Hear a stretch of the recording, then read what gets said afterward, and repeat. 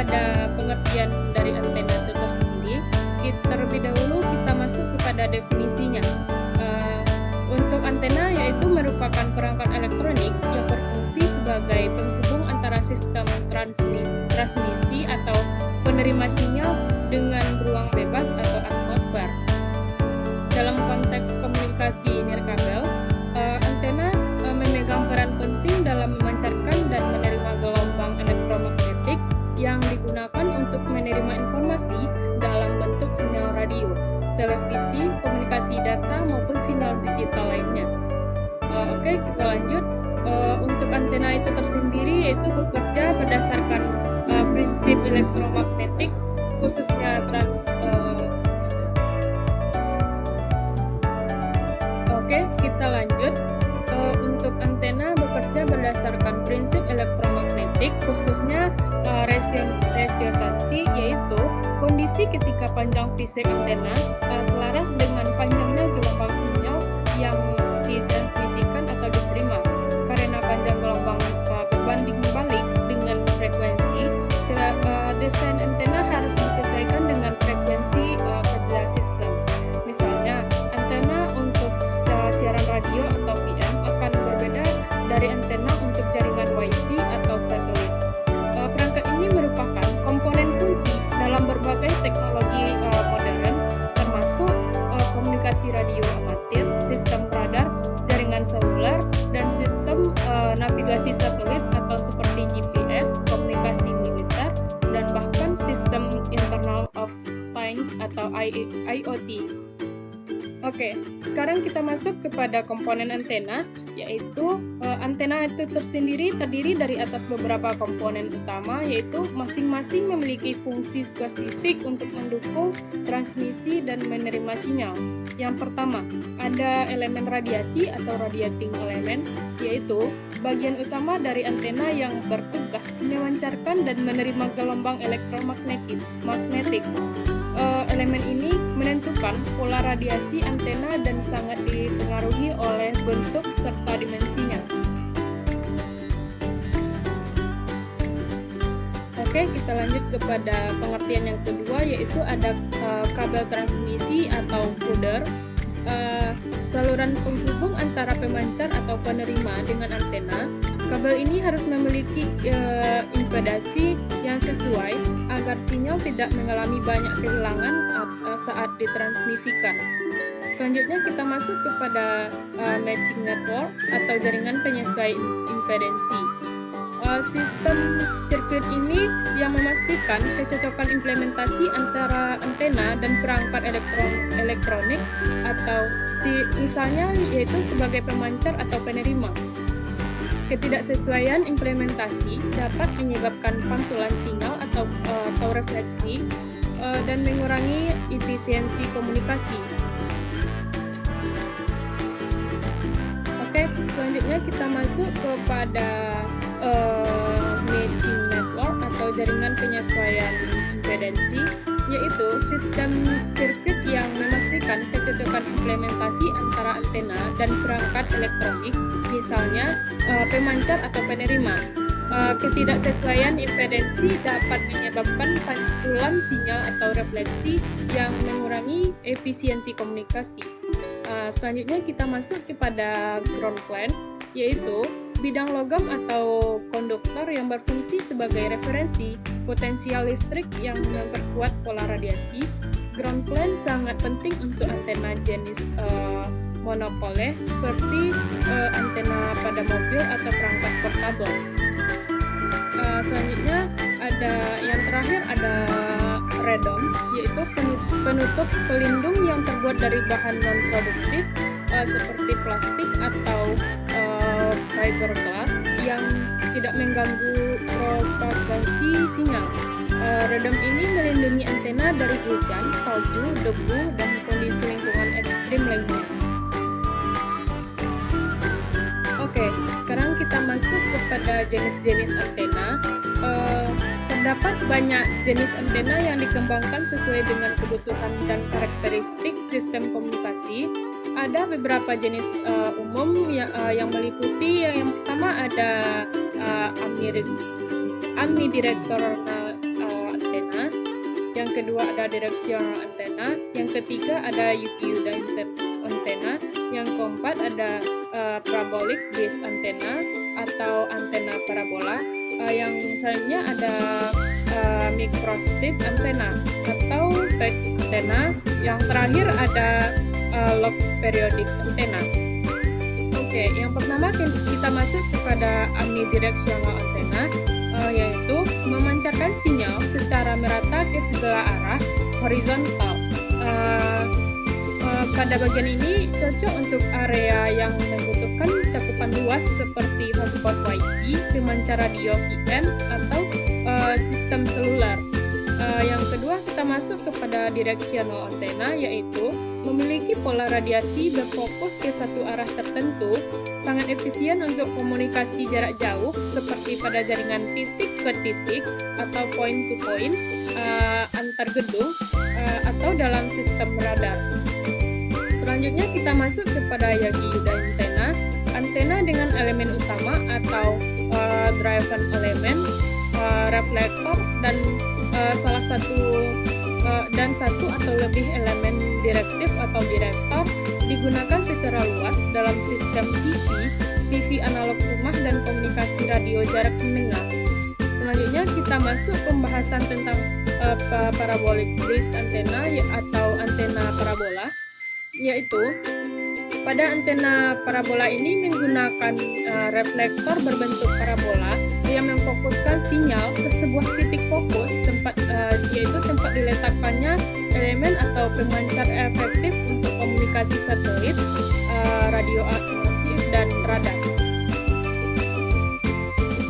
Oke, selanjutnya kita masuk kepada materi mengenai low periodic antena, yaitu antena multiband yang mampu beroperasi di berbagai frekuensi. Bentuknya mirip dengan Yagi, namun dengan elemen-elemen berukuran beda, sering digunakan dalam komunikasi militer atau uji sinyal. Oke, selanjutnya kita masuk kepada tujuan dan fungsi antena. Secara umum, fungsi utama antena adalah mengubah energi listrik menjadi gelombang elektromagnetik saat memancarkan sinyal, dan mengubah gelombang elektromagnetik kembali menjadi sinyal listrik dan saat menerima sinyal. Antena berperan sebagai media transisi antara perangkat elektronik dan ruang bebas. Selain itu, fungsinya meliputi yang pertama ada menyalurkan sinyal dengan efisiensi tinggi ke arah yang diinginkan. Yang kedua yaitu menyesuaikan kekuatan sinyal agar sesuai dengan jangkauan komunikasi. Yang ketiga ada meningkatkan kualitas komunikasi nirkabel dalam berbagai kondisi geografis. Yang terakhir ada membantu memperluas cakupan layanan pada sistem komunikasi skala luas seperti jaringan seluler dan satelit. Oke, selanjutnya kita masuk kepada manfaat penggunaan antena. Manfaatnya yaitu ada 4 manfaat. Yang pertama ada kemampuan komunikasi nirkabel. Yang kedua ada solusi pada lokasi sulit. Yang ketiga ada fleksibilitas sistem komunikasi. Yang keempat ada digunakan dalam banyak sektor. Oke, yang pertama tadi kita masuk kepada kemampuan komunikasi nirkabel, yaitu antena memungkinkan transmisi data tanpa kabel, baik dalam jarak pendek atau seperti Bluetooth atau Wi-Fi, maupun jarak jauh seperti siaran radio dan komunikasi satelit. Yang kedua yaitu ada solusi pada lokasi sulit, yaitu di daerah terpencil yang sulit dijangkau infrastruktur kabel, antena menjadi solusi utama untuk mengakses jaringan komunikasi. Yang ketiga ada fleksibilitas sistem komunikasi, yaitu antena dapat disesuaikan dan diganti sesuai kebutuhan sistem, memberikan fleksibilitas untuk berbagai aplikasi. Yang terakhir yaitu ada digunakan dalam banyak sektor, yaitu mulai dari bidang transportasi, militer, kesehatan, pertahanan, hingga penerbangan dan navigasi. Oke, selanjutnya kita masuk kepada kekurangan dan tantangannya, yaitu yang pertama ada sensitif terhadap penempatan, yaitu posisi, arah, dan ketinggian antena sangat mempengaruhi kinerja. Antena yang tidak ditempatkan dengan benar akan mengalami gangguan sinyal. Yang kedua ada terpengaruh lingkungan, yaitu cuaca ekstrim, bangunan, medan pegunungan, dan objek penghalang lainnya bisa menyebabkan penurunan kualitas sinyal. Yang ketiga yaitu ada keterbatasan frekuensi, yaitu antena harus dirancang untuk bekerja optimal pada rentang frekuensi tertentu.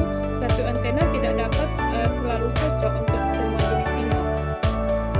Yang terakhir ada gangguan interferensi, yaitu sinyal dari perangkat lain dapat menyebabkan interferensi, terutama pada lingkungan dengan banyak peralatan elektronik.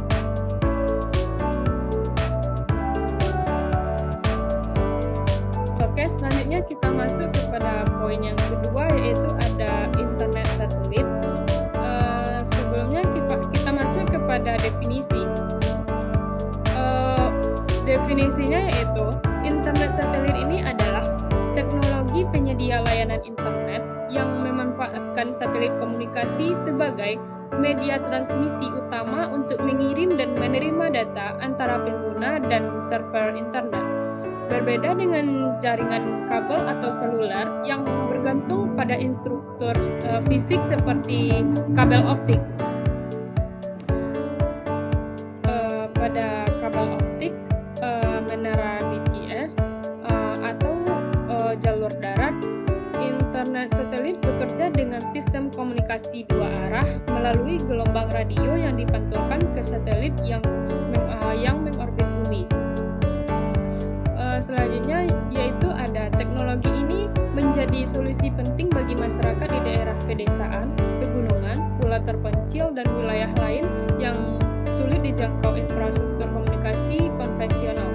Dengan menggunakan internet satelit, pengguna dimanapun di permukaan bumi ini selama berada dalam cakupan sinyal dapat mengakses informasi, berkomunikasi, dan menjelaskan aktivitas digital seperti browsing, email, video conference, hingga transmisi data industri.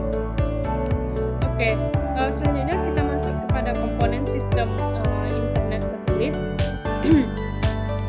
Yang pertama ada satelit komunikasi. Satelit ini biasanya berada di orbit geostasional atau GEO atau orbit rendah, yaitu LEO. Fungsinya adalah menerima sinyal dari bumi, memperkuat dan memantulkannya kembali ke lokasi lain di bumi. Selanjutnya kita masuk kepada VSIT, yaitu Very Small Aperture Terminal, yaitu merupakan antena parabola kecil yang digunakan oleh pengguna akhir untuk mengirim dan menerima sinyal dari satelit. VSAT yaitu menjadi penghubung utama antara perangkat pengguna dan jaringan satelit. Yang poin yang kedua ada modem satelit, yaitu perangkat yang mengkonferensi sinyal radio dari antena parabola menjadi data digital yang dapat dioperasikan oleh komputer atau router, dan sebaliknya. Poin selanjutnya yaitu ada stasiun bumi atau hub gateway, yaitu merupakan fasilitas besar di permukaan bumi yang berfungsi sebagai pusat komunikasi antara satelit dan internet global. Semua data dari pengguna melewati stasiun bumi untuk diteruskan ke jaringan internet. Oke, kita masuk kepada materi selanjutnya, yaitu router atau perangkat penghubung lokal. Yaitu setelah sinyal diterima dan diubah oleh modem, router akan mendistribusikan koneksi internet ke berbagai perangkat seperti komputer, ponsel, dan kamera pengawas.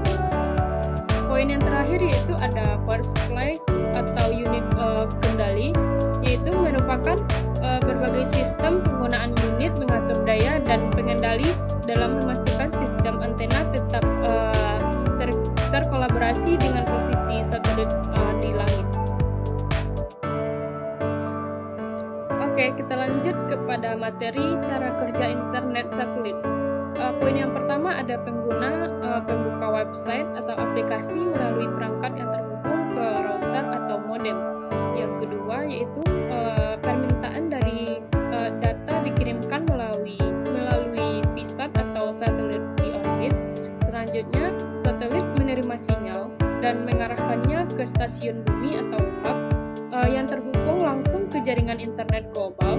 Selanjutnya yaitu server internet memproses permintaan dari pengirim data kembali melalui jalur sama ya dari stasiun bumi ke satelit, kemudian kembali ke antena parabola pengguna. Selanjutnya yaitu ada modem satelit mengubah data menjadi bentuk digital yang dapat digunakan oleh perangkat pengguna. Walaupun data menempuh jarak ribuan kilometer hingga 72.000 kilometer pulang pergi untuk satelit GEO, teknologi pengolahan sinyal dari antena modem memungkinkan proses ini berlangsung dalam waktu spesifik detik. Untuk jenis satelit berdasarkan orbit, untuk GEO atau Geostationary Earth Orbit yaitu memiliki 4 komponen, yaitu yang pertama ada berada di ketinggian sekitar 35.786 km di atas garis khatulistiwa. Yang kedua ada satelit tetap berada pada posisi yang sama relatif terhadap permukaan bumi. Poin yang ketiga yaitu memiliki cakupan yang luas atau sekitar sepertiga bumi, ideal untuk siaran TV dan internet skala besar. Oke, kita lanjut kepada poin yang keempat yaitu ada kekurangannya yaitu memiliki latensi tinggi. Mengapa? Yaitu karena jarak transmisi yang sangat jauh. Kita masuk kepada LEO yaitu Low Earth Orbit, memiliki 4 poin juga, yaitu yang pertama berada di ketinggian sekitar 200.000 per 2.000 km, yaitu poin yang kedua bergerak cepat dan berbentuk konstelasi satelit untuk menutupi seluruh bumi. Poin yang ketiga yaitu memiliki latensi rendah dan cocok untuk aplikasi real time seperti video call, game online, dan streaming. Poin keempat yaitu digunakan oleh perusahaan seperti Starlink atau OneWeb dan Amazon Kuiper. Kita masuk kepada MEO yaitu Medium Earth Orbit. Memiliki 3 komponen. Yang pertama terletak di antara LEO dan GEO sekitar 2.000 sampai 35.000 km. Poin yang kedua yaitu umumnya digunakan untuk sistem navigasi satelit seperti GPS, Galileo, dan GLONASS. Yang poin yang ketiga yaitu menawarkan kompromi antar cakupan, kecepatan, dan latensi. Oke, selanjutnya kita masuk kepada tujuan dan fungsi.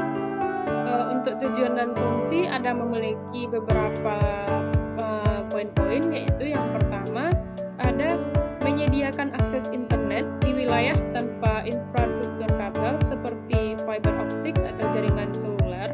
Yang kedua yaitu mengandung konektivitas di sektor kritikal seperti yang pertama maritim, kapal pesiar, kapal perang, dan nelayan di laut lepas.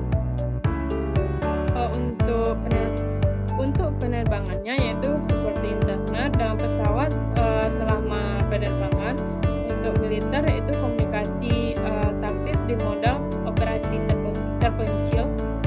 Poin yang selanjutnya yaitu respon darurat dan bencana, yaitu ada koneksi cepat di area yang infrastrukturnya rusak. Selanjutnya ada menjembatani kesenjangan digital antara wilayah global dan luar. Selanjutnya kita masuk kepada manfaat internet satelit. Yang pertama ada akses global tanpa batas geografis, yaitu tidak tergantung pada lokasi. Selama perangkat memiliki pandangan langsung ke langit, koneksi tetap bisa dilakukan. Selanjutnya, solusi untuk daerah terpencil dan tertinggal, yaitu mampu menjangkau lokasi-lokasi seperti hutan, gunung, gurun, pulau, dan laut lepas yang tidak mungkin dijangkau oleh optik atau tower seluler. Selanjutnya kita masuk kepada instalasi cepat dan fleksibel, yaitu tidak memerlukan pengembangan infrastruktur kabel bawah tanah, ideal untuk kebutuhan darurat, proyek sementara, atau pemukiman baru. Selanjutnya digunakan dalam banyak sektor strategis, yaitu cocok untuk lembaga pemerintah, organisasi kemanusiaan atau NGO, perusahaan pertambangan, logistik, dan pariwisata. Poin selanjutnya yaitu ada ketersediaan stabil di wilayah dengan infrastruktur lemah. Saat jaringan kabel atau seluler terganggu, internet satelit tetap dapat berfungsi sebagai jalur utama atau cadangan atau backup. Selanjutnya mengandung pendidikan dan kesehatan di wilayah terpencil, yaitu memungkinkan akses ke layanan pendidikan daring, telemedicine, pelatihan tenaga kerja jarak jauh, dan komunikasi antar wilayah. Baik, kita masuk kepada kekurangan tantangan. Kekurangan dan tantangannya yaitu yang pertama ada latensi tinggi, yaitu khusus satelit GEO. Jarak tempuh sinyal yang sangat jauh menyebabkan keterlambatan atau delay yang dapat mengganggu aplikasi real time seperti game online atau video conference. Poin yang kedua yaitu biaya peralatan dan langganan cukup mahal. Biaya pemasangan antena VSAT ini dapat dan langganan bulannya masih relatif tinggi dibandingkan dengan layanan kabel atau data seluler. Selanjutnya yaitu terpengaruh kondisi cuaca yang ekstrim seperti hujan lebat, badai, atau salju dapat menyebabkan rain fight atau kelemahan sinyal yang mengganggu koneksi internet. Oke, selanjutnya kita masuk kepada kapasitas bandwidth terbatas atau pada sistem lama, yaitu beberapa sistem lama memiliki keterbatasan dalam jumlah data dan kecepatan, terutama jika digunakan banyak orang secara bersamaan. Selanjutnya yaitu ada keterbatasan pergerakan pada sistem GEO. Sistem GEO ini kurang cocok untuk perangkat yang bergerak cepat seperti kendaraan atau pesawat, karena arah antena harus tetap mengarah ke posisi tetap di langit. Oke, kita lanjut, kita masuk kepada poin C, yaitu ada jaringan seluler. Untuk definisinya yaitu jaringan seluler merupakan sistem komunikasi nirkabel yang memungkinkan perangkat bergerak seperti smartphone, tablet, modem, dan perangkat IoT untuk tetap terhubung ke jaringan telekomunikasi bahkan saat berpindah lokasi. Sistem ini bekerja dengan cara membagi area geografis menjadi saldo kecil yang masing-masing dilayani oleh bus transfer atau BTS atau penerapan menara pemancar. Jaringan seluler ini memanfaatkan gelombang radio untuk memastikan suara, data, dan multimedia secara real time, menjadikannya fondasi penting bagi layanan komunikasi modern. Teknologi ini digunakan untuk melakukan panggilan suara, pengiriman SMS, menjelajahi internet, video streaming, hingga mendukung sistem transportasi pintar dan rumah cerdas seperti smartphone. Oke, selanjutnya kita masuk kepada komponen utama pada jaringan seluler. Yang pertama ada perangkat pengguna atau user equipment atau UA, yaitu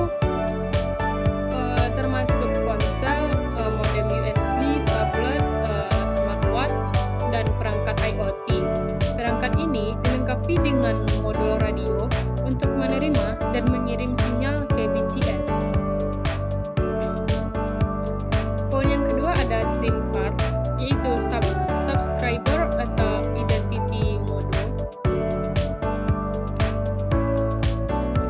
Oke, selanjutnya kita masuk kepada SIM card atau subscriber identity module, yaitu kartu kecil yang menyimpan informasi pelanggan seperti IMSI, autentikasi, inskripsi, dan pengaturan jaringan. SIM juga memungkinkan pelanggan terpindah perangkat tanpa kehilangan identitas jaringannya. Selanjutnya yaitu ada BTS, yaitu Base Transmitter Station, menara atau stasiun pemancar atau penerima radio yang mengatur komunikasi antara perangkat pengguna dengan jaringan. Setiap BTS mencakup satu sel geografis. Selanjutnya ada BSC, yaitu atau Base Station Controller, yaitu mengatur beberapa BTS dalam satu area, mengolah alokasi, kenal frekuensi, handle antara BTS, dan kontrol transmisi sinyal. Selanjutnya yaitu ada MSC atau Mobile Switching Center, pusat kendali jaringan yang bertugas melakukan routing panggilan suara dan data, manajemen mobilitas, serta autentikasi pelanggan.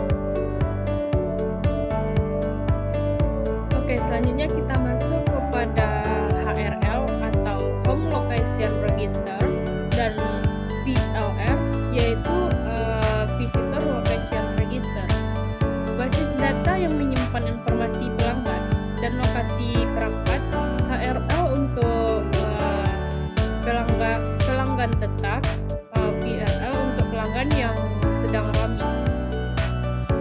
Selanjutnya yaitu Core Network atau jaringan inti, menyediakan konektivitas antara BTS dan jaringan telepon umum dari internet.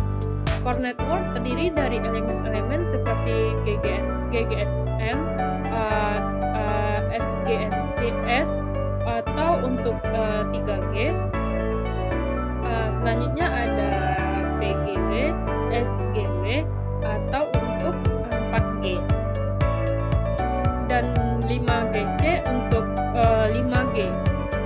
Selanjutnya yaitu ada backhaul, saluran yang menghubungkan BTS dengan jaringan inti, baik menggunakan saluran optik, gelombang mikro, atau satelit. Selanjutnya kita masuk kepada evolusi teknologi seluler atau generasi jaringan. Yang untuk 1G atau generasi pertama, yaitu ada teknologi analog, hanya mendukung panggilan suara, kualitas suara rendah dan tidak aman. Untuk 2G atau GSM, DSM, dan CDMA, yaitu digital, mendukung SMS, MMS, dan suara, pengenalan inskripsi untuk komunikasi lebih aman, kecepatan data masih sangat terbatas. Untuk 3G, yaitu UMTS dan HSPA, yaitu mendukung koneksi internet dasar, browsing, dan video call, kecepatan data meningkat hingga beberapa Mbps, munculnya layanan berbasis data yang lebih kaya. Untuk jaringan 4G-nya yaitu Light, revolusi koneksi data dengan kecepatan tinggi atau hingga ratusan Mbps, streaming video HD, game online, dan layanan VoIP jadi umum, latensi rendah dan kapasitas pengguna lebih banyak. Selanjutnya ada 5G, yaitu kecepatan ultra tinggi hingga Gbps, latensi sangat rendah atau di bawah 10 ms, mendukung Internet of Things atau IoT, kecerdasan buatan atau AI, kendaraan otonom, dan industri pintar. Selanjutnya kita masuk kepada cara kerja jaringan seluler, Yang pertama yaitu ada perangkat pengguna aktif dan mencari sinyal dari BTS terdekat. Selanjutnya setelah ditemukan, perangkat akan berkomunikasi melalui sinyal radio dengan BTS. Lalu BTS meneruskan komunikasi ke BBSC dan MSC untuk mengatur rute panggilan data atau jalur data. Dari MSC memproses permintaan dan meneruskannya ke jaringan internet atau ke perangkat tujuan untuk panggilan atau SMS. Bila pengguna berpindah lokasi, sistem akan otomatis melakukan handoff ke BTS terdekat lainnya tanpa memutuskan koneksi. Selanjutnya ada tujuan dan fungsi jaringan seluler, yaitu yang pertama ada menghubungkan pengguna secara nirkabel tanpa perlu kabel atau koneksi tetap. Selanjutnya itu menyediakan layanan komunikasi menyeluruh dalam satu sistem suara, data, SMS, dan multimedia. Selanjutnya yaitu memfasilitasi mobilitas tinggi, memungkinkan pengguna tetap terhubung saat berpindah tempat. Selanjutnya yaitu menjadi tulang punggung sistem komunikasi nasional, yaitu mencakup kebutuhan personal, bisnis, industri, pendidikan, hingga layanan darurat. Selanjutnya kita masuk kepada manfaat jaringan seluler. Yang pertama ada akses komunikasi kapan saja dan di mana saja. Maksudnya yaitu pengguna dapat menelpon, mengirim pesan, dan mengakses internet tanpa terkait lokasi tertentu. Selanjutnya ada mendukung mobilitas pengguna modern. Maksudnya yaitu mobilitas tinggi tidak mengganggu komunikasi karena jaringan selalu siap melayani meskipun berpindah-pindah lokasi. Selanjutnya ada mendorong ekonomi digital dan inovasi. Di sini maksudnya yaitu bisnis berbasis aplikasi, e-commerce, transparansi online, hingga digital banking, semua bergantung pada jaringan seluler. Selanjutnya kita masuk kepada media solusi dan komunikasi global. Semua akses informasi, komunikasi lintas negara, serta berbagai konten secara cepat. Selanjutnya ada menopang layanan penting publik, yaitu termasuk telemedicine, pembelajaran daring, sistem keamanan digital, dan logistik real time. Selanjutnya ada pendukung sistem smart city dan IoT dengan 5G, jaringan seluler menjadi dasar infrastruktur kota pintar dan otomatisasi sistem industri. Selanjutnya ada skalabilitas dan fleksibilitas tinggi, yaitu bisa digunakan oleh individu hingga perusahaan besar tanpa memerlukan kabel tambahan untuk sebuah jaringan. Oke, selanjutnya kita masuk kepada kekurangan dan tantangan jaringan seluler. Yang pertama ada kualitas sinyal tidak merata, yaitu maksudnya di wilayah terpencil, hutan, pegunungan, dan atau gedung tinggi, sinyal dapat melemah atau hilang karena jarak dari BTS atau gangguan fisik. Selanjutnya ada biaya infrastruktur yang tinggi. Pembangunan BTS ini jaringan fiber optik dan peralatan lainnya memerlukan investasi besar dan pemeliharaan berkala. Selanjutnya ada kepadatan pengguna dan kemacetan jaringan. Di era padat seperti kota besar, banyaknya pengguna dapat menyebabkan penurunan kualitas layanan. Selanjutnya ada keamanan data dan privasi data. Jaringan seluler dapat menjadi sarana penyadapan, serangan cyber, dan pencurian data jika tidak dilindungi dengan sistem enkripsi dan autentikasi yang kuat.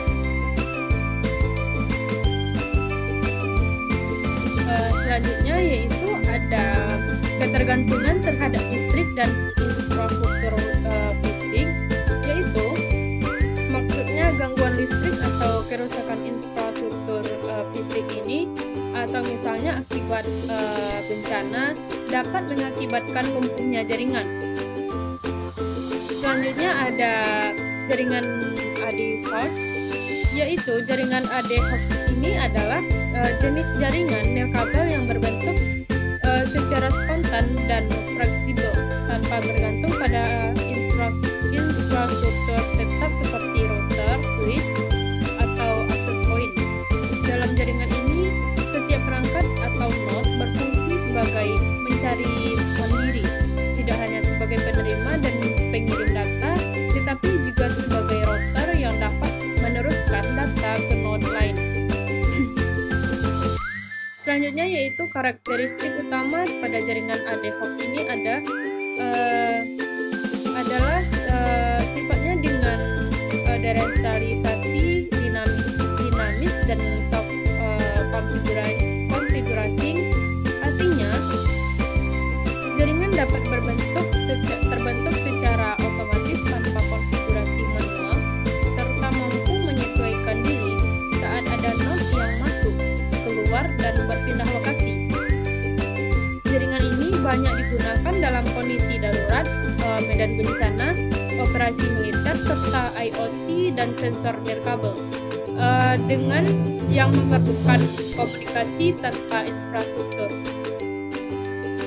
Oke, selanjutnya kita masuk kepada komponen utama pada jaringan ADHOC, yaitu perangkat mobile atau nodes, yaitu termasuk laptop, smartphone, tablet, drone, robot, hingga sensor kabel. Setiap perangkat dapat mengirim, menerima, dan meneruskan data dalam jaringan mobilitas tinggi, memungkinkan perubahan topologi secara dinamis. Selanjutnya yaitu ada mode komunikasi nirkabel. Teknologi seperti Wi-Fi, Bluetooth, ZigBee, atau komunikasi radio frekuensi digunakan untuk menghubungkan perangkat antar node. Mode ini harus mendukung komunikasi peer-to-peer tanpa access point. Untuk protokol routing, untuk menemukan dan menjaga jalur komunikasi di antara node digunakan protokol khusus seperti yang pertama ada AODP, yaitu ad hoc distance vector. Yang kedua ada DSR, yaitu dynamic source routing. Yang ketiga ada OLSR, yaitu optimized link state routing. Yang keempat yaitu ada TORA, yaitu temporally ordered routing algorithm. Protokol ini memastikan data sampai ke tujuan meskipun routernya berubah secara dinamis. Untuk sumber daya energi, karena node bersifat mobile, mereka biasanya bergantung pada daya baterai, sehingga efisiensi energi menjadi pertimbangan penting dalam desain protokol. Selanjutnya yaitu ada perangkat lunak pendukung, yaitu termasuk sistem operasi, driver komunikasi, dan aplikasi menggunakan jaringan ini secara langsung. Oke, kita masuk kepada jenis-jenis jaringan ADHOC, yaitu yang pertama ada MANET atau Mobile ad hoc Network, yaitu jaringan antara perangkat mobile seperti smartphone dan laptop, cocok untuk komunikasi militer, darurat, atau ekspedisi lapangan. Selanjutnya ada VANET atau Visual Advanced Network, yaitu yang digunakan pada kendaraan yang bergerak seperti mobil atau truk, yaitu meningkatkan keselamatan dan efisiensi lalu lintas melalui berbagai informasi antar kendaraan atau V2V, atau dengan infrastruktur jalan atau V2.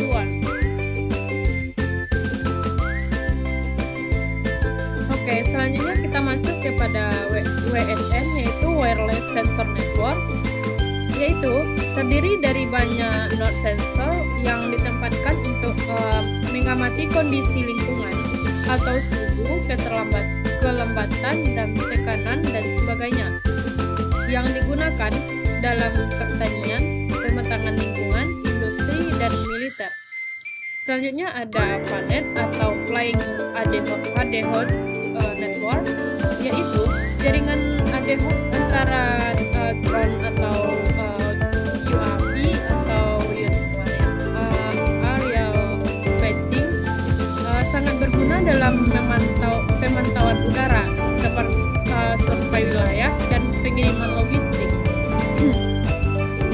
Selanjutnya kita masuk kepada SANET atau Smartphone Adenoid Network, yaitu yang dibentuk menggunakan perangkat smartphone tanpa koneksi seluler, biasanya via Wi-Fi, direct atau Bluetooth. Untuk cara kerja jaringan ADF ini, pembentukan jaringan optimasi saat perangkat berada dalam jangkauan satu sama lain. Mereka secara otomatis mengenali perangkat lain dan membentuk koneksi. Selanjutnya yaitu ada multi-routing. Jika dua node tidak dalam jangkauan langsung, data akan dikirim melalui satu atau lebih node perantara. Untuk peraturan dinamis, selanjutnya yaitu ada pengaturan dinamis. Secara otomatis beradaptasi ketika node berpindah tempat, mati atau bergabung. Topologi berubah secara real time. Untuk pengiriman data terdesentralisasi, yaitu tidak ada titik pusat. Semua node bekerja sama secara kolektif untuk mempertahankan koneksi. Untuk tujuan dan fungsi, yaitu yang menyediakan konektivitas cepat dan fleksibel dalam situasi darurat atau lokasi yang sulit dijangkau. Selanjutnya yaitu mengurangi ketergantungan terhadap infrastruktur jaringan tetap seperti kabel, menara atau server. Selanjutnya yaitu menunjang operasi taktis dan lapangan di sektor militer, medis, dan ekspedisi. Selanjutnya yaitu memfasilitasi komunikasi berubah secara langsung antara perangkat. Selanjutnya yaitu menjadi dasar pengembangan teknologi IoT dan smart device yang saling terhubung. Selanjutnya yaitu ada manfaat jaringan ADNOR, yaitu yang pertama instalasi cepat dan praktis, yaitu tidak memerlukan persiapan infrastruktur atau pengaturan jaringan yang rumit. Selanjutnya biaya yang lebih rendah, yaitu tidak membutuhkan perangkat jaringan pusat seperti router, switch, atau kabel mahal. Selanjutnya fleksibel dan adaptif, yaitu cocok untuk aplikasi mobile dan lokasi yang berubah seperti medan perang, bencana alam, dan pameran teknologi. Selanjutnya yaitu meningkatkan mobilitas dan probabilitas, yaitu node dapat berpindah tempat tanpa memutuskan jaringan. Selanjutnya yaitu efisiensi energi pada skala kecil. Dengan protokol hemat daya, jaringan bisa dioperasikan dalam waktu lama, khususnya pada WSN. Selanjutnya yaitu ada penerapan luas di berbagai bidang, yaitu digunakan dalam sistem pemerintahan, yaitu digunakan dalam sistem peringatan dini, deteksi bencana, pemantauan satwa liar, dan komunikasi darurat di era tanpa sinyal seluler. Poin yang terakhir itu ada kekurangan dan tantangan.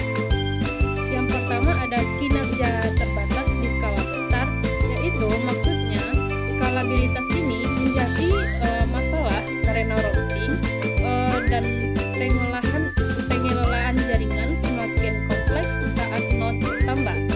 Poin selanjutnya yaitu ketergantungan pada energi baterai, yaitu maksudnya waktu operasional node terbatas jika tidak didukung sumber daya yang cukup. Poin yang selanjutnya yaitu keamanan yang rentan, maksudnya karena sifat terbuka dan terpusat, jadi jaringan ADHOC ini mudah disusupi atau diserap. Misalnya serangan black hole, efek Scooping atau DOS. Selanjutnya yaitu ada kualitas koneksi tidak stabil. Maksudnya di sini yaitu mobilitas tinggi menyebabkan topologi berubah cepat, mengakibatkan pemutusan koneksi atau keterlambatan data. Yang poin terakhir yaitu tidak cocok untuk transfer data besar dan stabilitas jangka panjang. Mengapa? Karena kecepatan dan kapasitasnya tergantung kepada kekuatan sinyal antar node dan sumber daya perangkat.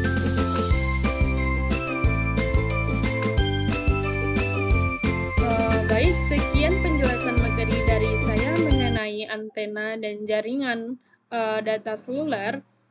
Jika ada salah jangka atau salah kata, mohon dimaafkan.